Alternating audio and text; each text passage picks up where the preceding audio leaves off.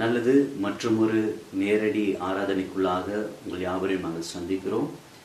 இன்றைய மாதத்திலும் இந்த மாதமானது இயேசு கிறிஸ்துவனுடைய பிறப்பை நினைவு கூர்ந்து கொண்டாடி கொண்டு இருக்கிற மாதமாக இருக்கிறது. எனவே இந்த ஆராதனை ஆண்டவருடைய கரத்திலே ஒப்புக் கொடுத்து நாங்கள் ஜெபம் செய்வோம். அன்பும் கிருபையும் நிறைந்த எங்களுடைய பரலோக தகப்பனே, உங்களுடைய கரத்திலே சுவாமி இந்த ஆராதனை ஒப்புக் கொடுக்கிறோம்.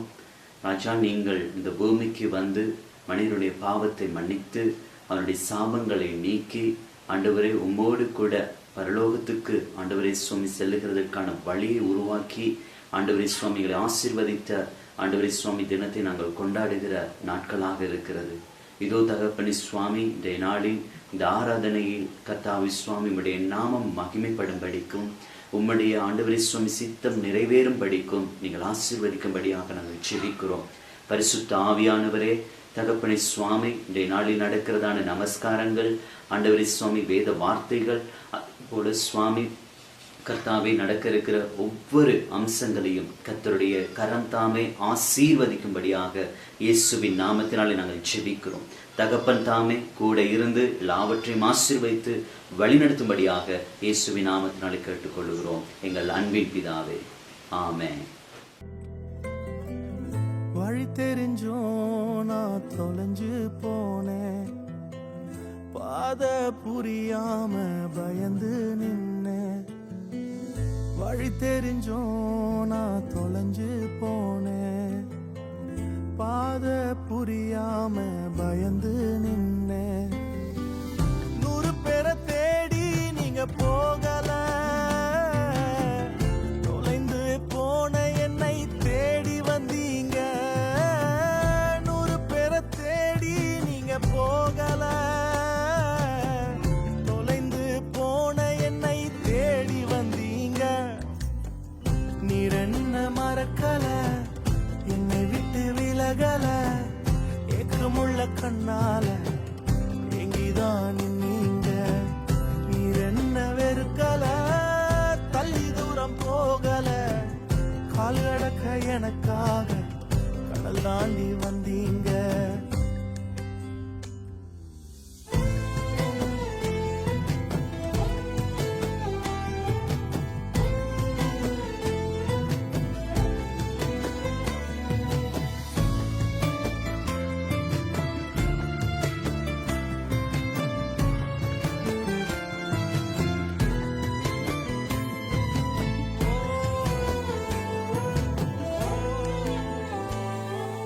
சிறந்ததெல்லாம் கூட்டத்தில் இருக்க,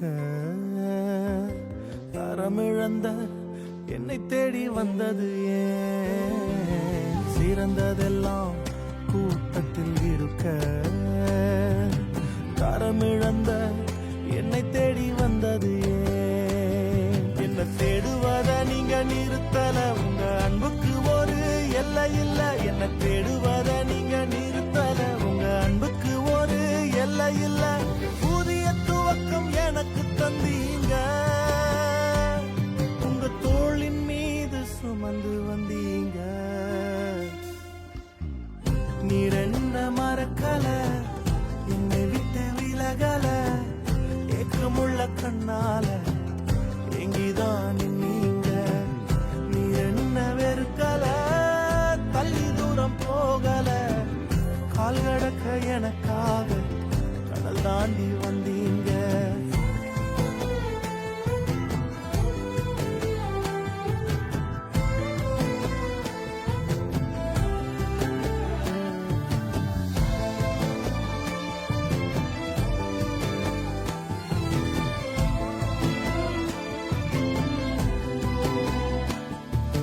கல்லெறியும் கூட்டத்தின் முன்னே என் ஆதரவாய் நின்றவர் நீரே.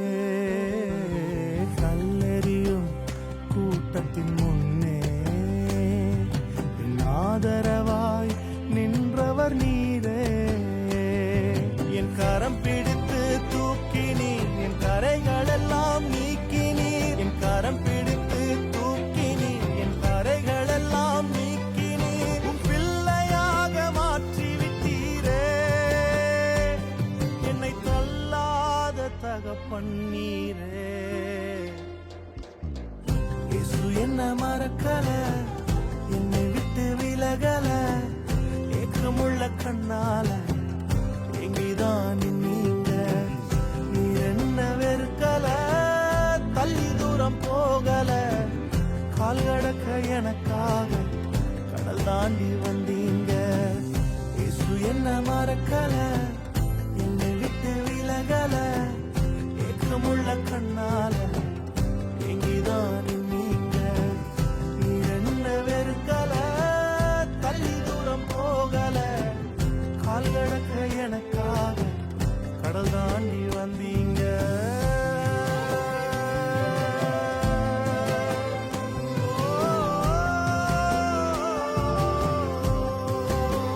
கடல் தாண்டி எனக்காக வந்தீங்க.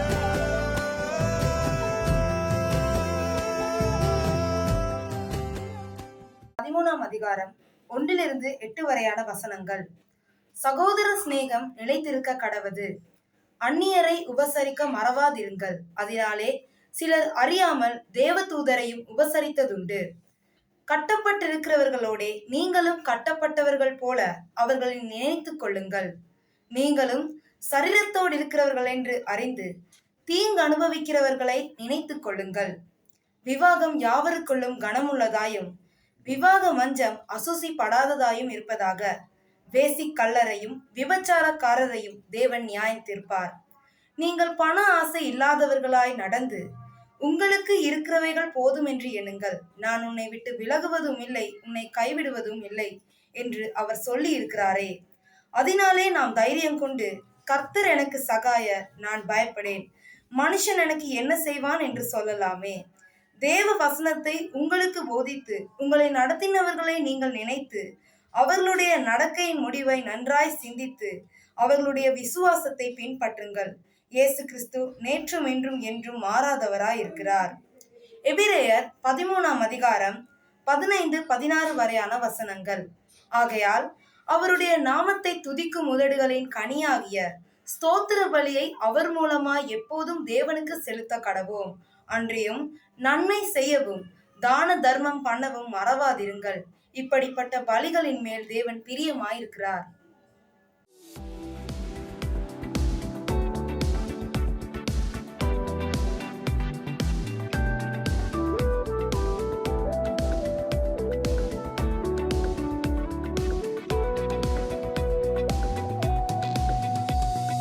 முன்னோர்கள் உம்மீது நம்பிக்கை வைத்தார்கள், நம்பியதால் விடுவித்தீ. முன்னோர்கள் உம்மீது நம்பிக்கை வைத்தார்கள், நம்பியதால் விடுவித்தீ. வேண்டினார்கள், கூப்பிட்டார்கள், விடுவிக்கப்பட்டார்கள். வெட்கப்பட்டு போகவில்லை, ஏமாற்றம் அடையவில்லை. வேண்டினார்கள், கூப்பிட்டார்கள், விடுவிக்கப்பட்டார்கள். முகம் வெட்கப்பட்டு போகவில்லை, ஏமாற்றம் அடையவில்லை. முன்னோர்கள் உம்மீது நம்பிக்கை வைத்தார்கள், நம்பியதால் விடுவித்தீ.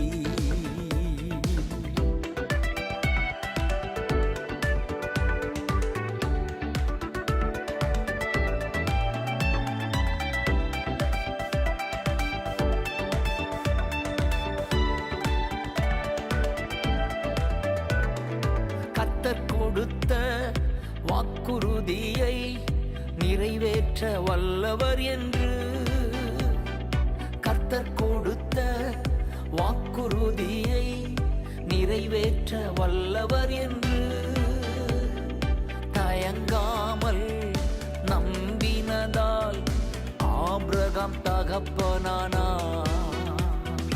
தயங்காமல் நம்பினதால் ஆபிரகாம் தகப்பனானார். அறிக்கை செய்வோம், ஜெயம் எடுப்போம், வாக்குறுதி பிடித்துக் கொண்டு. அறிக்கை செய்வோம், ஜெயமெடுப்போம் வாக்குறுதி பிடித்துக் கொண்டு.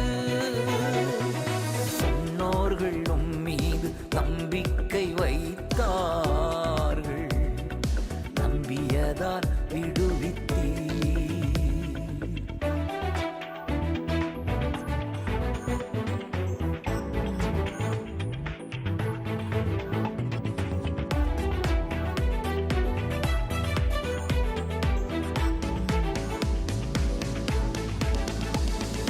சிறையிருப்பை திருப்புவேன் என்று கர்த்தர் சொன்ன வாக்குறுதியை, சிறையிருப்பை திருப்புவேன் என்று கர்த்தர் சொன்ன வாக்குறுதியை பிடித்துக் கொண்டு தானியேல் என்று ஜெபித்து ஜெயம் எடுத்தார்.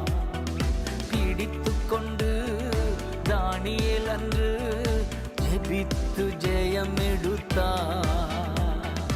அறிக்கை செய்வோம், ஜெயம் எடுப்போம், வாக்குறுதி பிடித்துக் கொண்டு.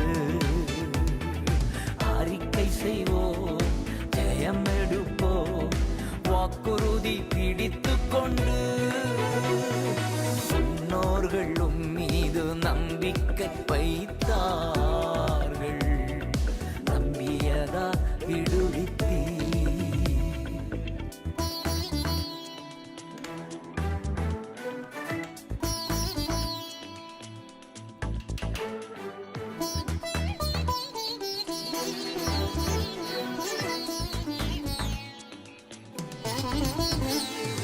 தேசத்திற்கு திரும்பி போனி நன்மை செய்வேன் என்று சொன்னாரே. தேசத்திற்கு திரும்பி போனி நன்மை செய்வேன் என்று சொன்னாரே. அந்த திருவார்த்தையை பிடித்துக் கொண்டு ஜேக்கப் ஜெயம் எடுத்தார். அந்த திருவார்த்தையை பிடித்துக் கொண்டு ஜேக்கப் ஜெயம் எடுத்தார். அறிக்கை செய்வோம், ஜெயம் எடுப்போம், வாக்குறுதி பிடித்துக் கொண்டு. அறிக்கை செய்வோம், ஜெயம் எடுப்போம், வாக்குறுதி பிடித்துக் கொண்டு.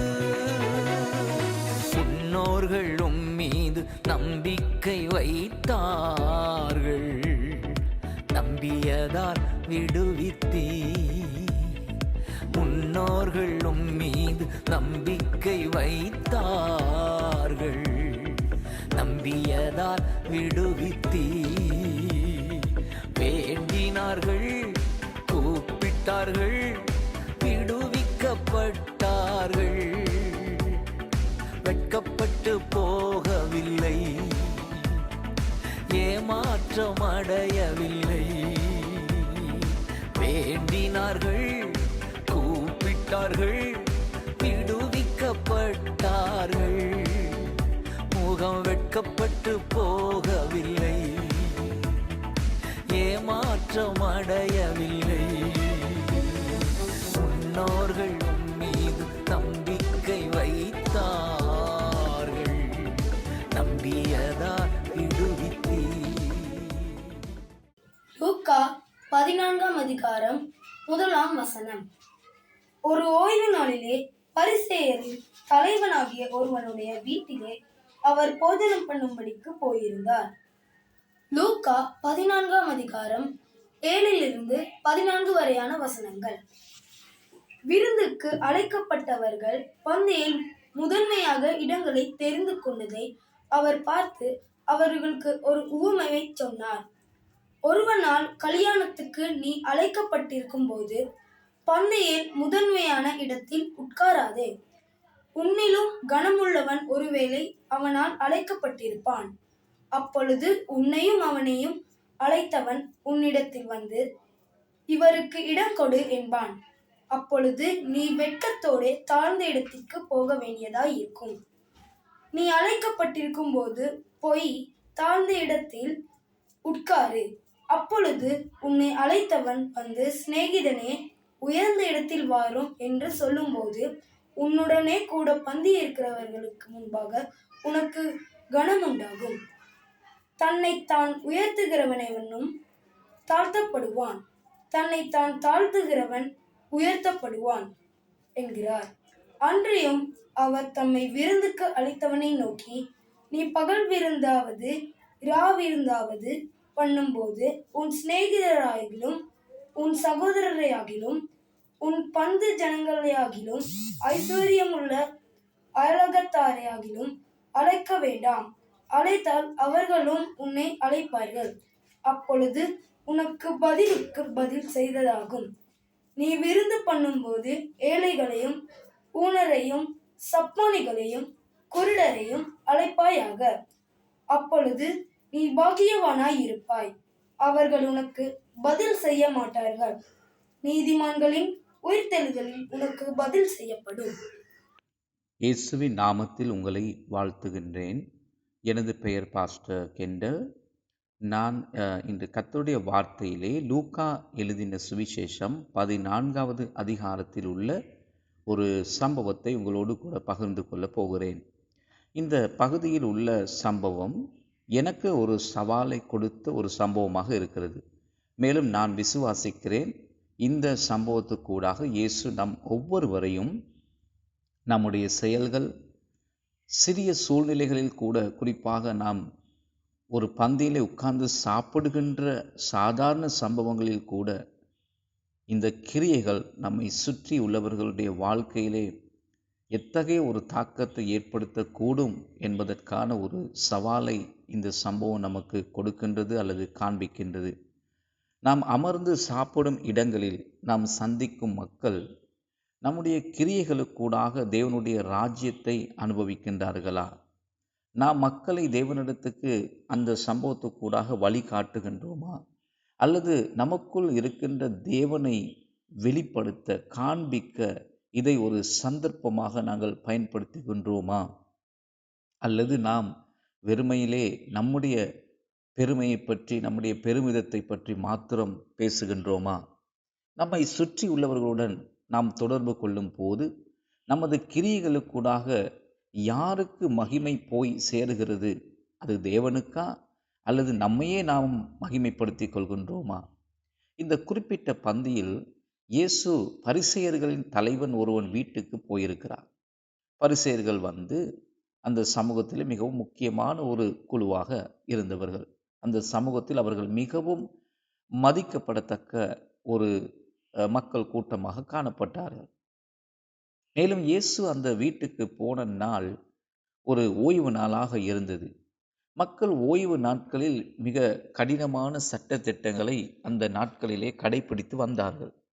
மக்கள் இயேசுவை மிக கவனமாக அந்த ஓய்வு நாளிலே அவர் என்னத்தை செய்ய போகின்றார் என்பதை மிகவும் கூர்ந்து கவனித்து கொண்டிருந்தார்கள். நீங்கள் ஒரு கலாச்சாரத்துக்குள் ஒரு கிறிஸ்தவராக அல்லது ஒரு கிறிஸ்துவை பின்பற்றுகிற ஒரு சீஷராக நீங்கள் வாழும்போது உங்களை சூழ இருக்கிற மக்கள் எப்பொழுதும் உங்கள் கிரியைகளை கவனித்து கொண்டே இருப்பார்கள் என்பதை உங்களுக்கு நான் ஞாபகப்படுத்த விரும்புகிறேன். நான் யார்? நான் எதை பிரதிபலிக்கப் போகிறேன்? என்னுடைய கிரியைகள் எப்படிப்பட்டதாக இருக்கிறது என்பதை எப்பொழுதும் மக்கள் அவதானித்து கொண்டிருப்பார்கள். குறிப்பாக கிறிஸ்தவர்கள் எதை பிரதிபலிக்கிறார்கள், என்னத்தை அவர்கள் செய்கிறார்கள், இதை மக்கள் கவனித்து கொண்டே இருப்பார்கள். எப்படிப்பட்ட அனுபவம் நமக்கு இருக்கிறது? நாங்கள் கிறிஸ்துவுக்குள்ளாக எத்தகைய ஒரு அனுபவத்திலே இருக்கின்றோம் என்பதை மக்கள் கவனிப்பார்கள். அந்த மக்கள் இயேசுவை கூட அவ்வாறு தான் கவனித்தார்கள். அவர் அவர்களிடம் ஒரு சில கேள்விகளை கேட்டார்.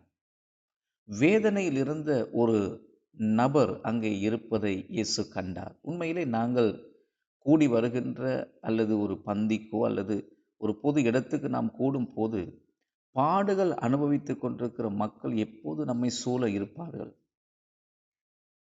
வேதனையில் இருப்போரை இயேசு கவனிக்கிற ஆண்டவராய் இருக்கிறார். அந்த நேரத்திலும் அவர்கள் மத்தியில் வேதனையோடு பாடுபட்டு கொண்டிருந்த ஒரு நபர் மீது அவர் தனது முழு அவதானத்தையும் செலுத்துகின்றார். அனைவரின் கவனத்தையும் அந்த நபர் பக்கமாக அவர் திருப்புவதை நாங்கள் இங்கே பார்க்கிறோம். ஓய்வு நாளாக இருந்தாலும் வேதனையோடு பாடுபட்டு கொண்டிருக்கின்ற ஒரு மனிதனுக்கு உதவி செய்வது என்பது அந்த நாட்களில் இருந்த சட்டதிட்டங்களுக்கு எதிரானதா என்று இயேசு அங்கே அவர்களிடத்தில் ஒரு கேள்வியை கேட்டார். அவர் கேட்ட கேள்விக்கு அவர்களுக்கு பதில் கொடுக்க முடியவில்லை. அவர்களுக்கு என்ன பதில் கொடுப்பதென்று தெரியவில்லை. ஆகவே அவர்கள் அமைதியாக இருந்தார்கள். ஆனால் இயேசு அந்த நபருக்கு உதவி செய்தார். கூட இருந்த மக்கள் வாயடைத்து போனார்கள். இயேசு அவர்களுக்கு அதன் பின்பதாக ஒரு கதையை சொல்கிறார். பொதுவாக அவர்கள் உணவு அருந்த பந்தியிலே உட்கார வரும்போது அவர்கள் உட்காருவதற்காக சிறப்பான இடங்கள், குறிப்பாக அந்த பந்தியை ஆயத்தம் பண்ணினவர்களுக்கு அருகிலே சில மரியாதைக்குரிய கனத்துக்குரிய இடங்கள் ஆயத்தம் பண்ணப்பட்டிருக்கும். வருகிற அழைக்கப்பட்டவர்கள் வந்து அமரும்படியாக. இயேசு இந்த கூட்டத்திலே அங்கே அமர்ந்திருந்த மக்களை ஒரு விஷயத்துக்கூடாக எச்சரிக்கின்றதை நாங்கள் பார்க்கிறோம். அவர் சொல்லுகிறார், நீங்கள் ஒரு விருந்துக்கு அழைக்கப்படும் போது அந்த கனத்துக்குரிய இடங்களிலே போய் முதலாவது நீங்கள் அமர்ந்து கொள்ள வேண்டாம். காரணம், அதே நிகழ்வுக்கு சில நேரம் உங்களை விட மரியாதைக்குரிய இன்னும் ஒரு நபர் அழைக்கப்பட்டிருக்கலாம். அப்படிப்பட்ட சந்தர்ப்பத்திலே அந்த நிகழ்வை ஆயத்தம் பண்ணினவர்கள் உங்களிடத்திலே வந்து உங்களை அந்த இடங்களிலிருந்து எழும்ப செய்து ஒரு தாழ்வான இடத்திலே உங்களை கொண்டு வந்து உட்கார வைக்க முடியும். அப்படி ஒரு வேலை செய்தால் அது உங்களுக்கு எவ்வளவு பெரிய ஒரு தாழ்வை ஏற்படுத்தும். நீங்கள் எவ்வளவு வெட்கப்படுத்தப்படுவீர்கள். எனவே ஒரு பந்திக்கு நீங்கள் அழைக்கப்படும் போது உயரமான இடங்களை எதிர்பார்க்க வேண்டாம். மற்றவர்கள் உங்களை ஒரு மரியாதைக்குரிய இடத்துக்கு அழைத்து செல்ல இடம் கொடுங்கள். இயேசு இவ்வாறு கூறினார். நீங்கள் ஒரு விருந்துக்கு அழைக்கப்படும் போது முதலிலே போய் தாழ்வான ஒரு இடத்திலே உட்காருங்கள்.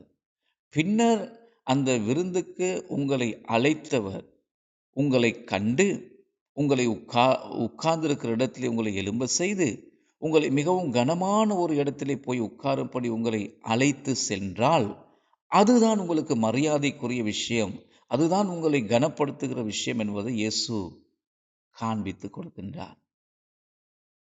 யாரெல்லாம் தங்களை உயர்த்தி கொள்ள முயற்சிக்கின்றார்களோ, யாரெல்லாம் தாங்கள் பெருமதியானவர்கள் என்று காட்ட முயற்சிக்கின்றார்களோ, யாரெல்லாம் தங்களை ஒரு கூட்டத்துக்கு ஒரு முக்கியமானவர்களாக தங்களை காண்பிக்க விரும்புகின்றார்களோ அவர்கள் தாழ்த்தப்பட்டு போவார்கள் என்று இயேசு கூறினார்.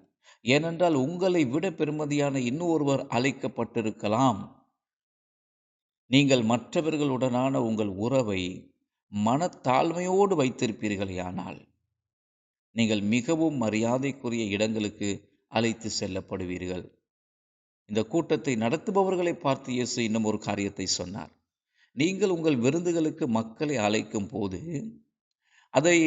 அந்த அழைப்புக்கு பிரதியுத்தரம் கொடுத்து பிரதியுபகாரம் அல்லது கைமாறு செய்ய திராணியுள்ளவர்களை மாத்திரம் நீங்கள் அழைக்க வேண்டாம். காரணம், நீங்கள் அப்படிப்பட்டவர்களை அழைக்கும் போது கைமாறாக அவர்களும் உங்களை அழைத்து கனப்படுத்தி அவ்வாறான காரியத்தை செய்து முடிக்கலாம். அப்படியானால் அதிலே பிரயோஜனம் இல்லை. மாறாக நீங்கள் அழைக்கும் போது ஏழைகளை, ஊனர்களை, குருடர்களை, சப்பானிகளை அழையுங்கள்.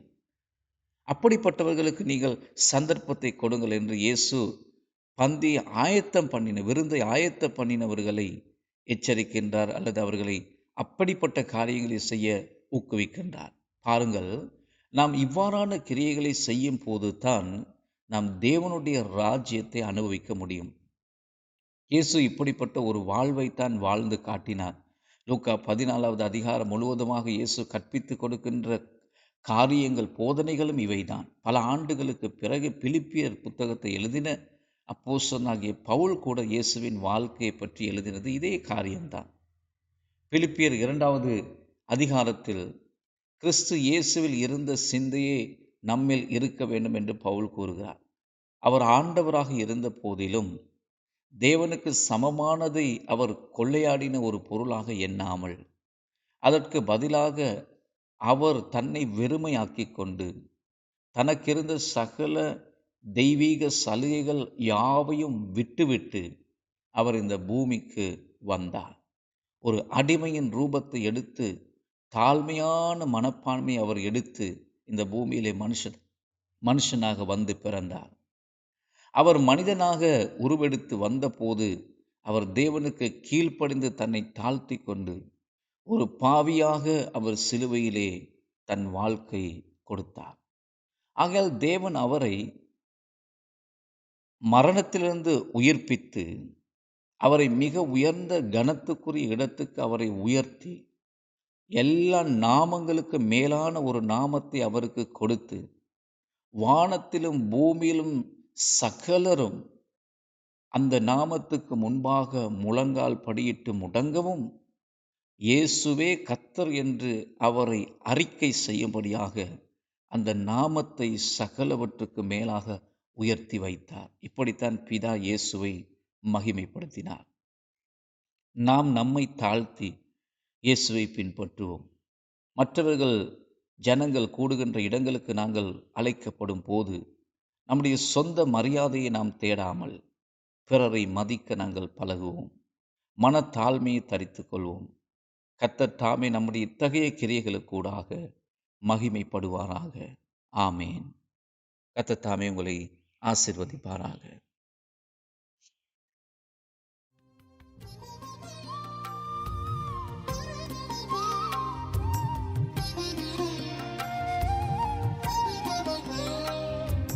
தாய்மடியில் தவழுகின்ற குழந்தையைப் போல தகப்பனே உம்மடியில் சாய்ந்து விட்டேனா.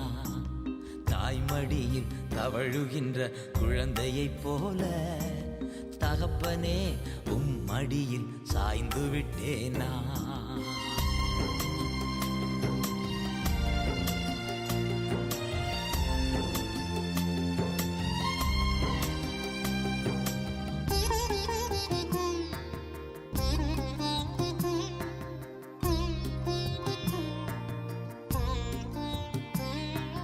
கவலை இல்லையே, கலக்கம் இல்லையே, கவலை இல்லையே, கலக்கம் இல்லையே, கர்த்தர் கரம் பிடித்து கொண்டேன், நான் கர்த்தர் கரம் பிடித்து கொண்டேன்.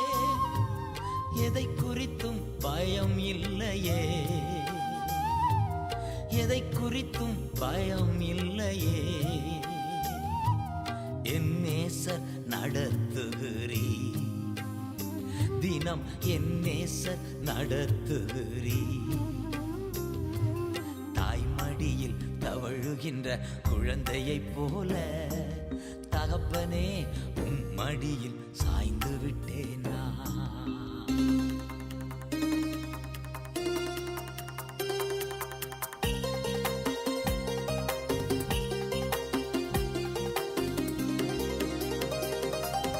செய்த நன்மைகள் நினைக்கின்றேன், செய்த நன்மைகள் நினைக்கின்றேன், நன்றியோடு துதிக்கின்றேன், நான் நன்றியோடு துதிக்கின்றேன். கைவிடாத என் நாயனே, என்னை கைவிடாத என் நாயனே, கல்வாரி நாயகனே, என் கல்வாரி நாயகனே. தாய்மடியில் தவழுகின்ற குழந்தையைப் போல தகப்பனே உம் மடியில் சாய்ந்து விட்டேனா.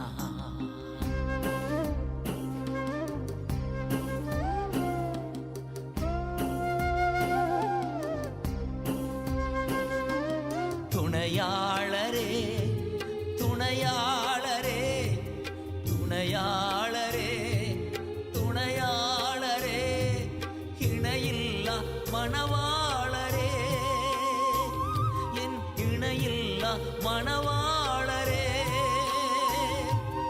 உணவாக வந்தீரையா, உணவாக வந்தீர் ஐயா, என் உயிரோடு கலந்தீரையா, என் உயிரோடு கலந்தீரையா. தாய்மடியில் தவழுகின்ற குழந்தையைப் போல தகப்பனே உம் மடியில் சாய்ந்து விட்டேன் நான்.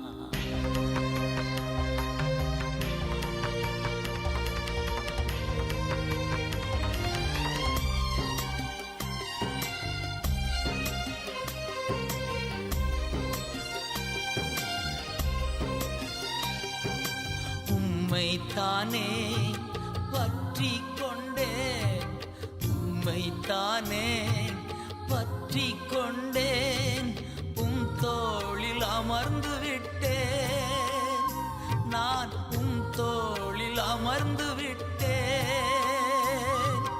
உந்தன் சிறகுகள் நிழல்தனிலே, உந்தன் சிறகுகள் நிழல்தனிலே உலகத்தையே மறந்து விட்டேன், இந்த உலகத்தையே மறந்து விட்டேன்.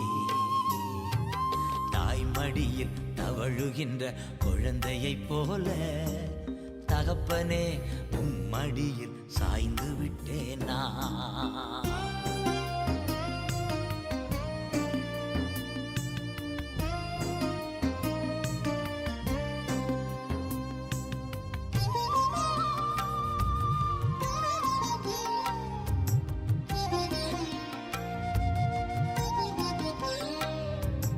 அதிகாலமே தேடுகிறேன், அதிகாலமே தேடுகிறேன், ஆர்வமுடன் நாடுகிறேன், நான் ஆர்வமுடன் நாடுகிறேன். உயிர் வாழும் நாட்களெல்லாம், உயிர் வாழும் நாட்கள் எல்லாம் உம் நாமம் சொல்வேன் ஐயா, நான் உம் நாமம் சொல்வேன் ஐயா. தாய்மடியில் தவழுகின்ற குழந்தையைப் போல தகப்பனே உம் மடியில் சாய்ந்து விட்டேன் நான். தாய்மடியில் தவழுகின்ற குழந்தையைப் போல தகப்பனே உம் மடியில் சாய்ந்து விட்டேன் நான், சாய்ந்து விட்டேன் நான், சாய்ந்து விட்டேன் நான். நம்முடைய கர்த்தராகிய இயேசு கிறிஸ்துவின் கிருபையும் பிதாகிய தேவனுடைய அன்பும் பரிசுத்தாவியானுடைய ஐக்கியமும் நம் அனைவரோடு கூட அவர் வரவரைக்கும் இருப்பதாக. ஆமென்.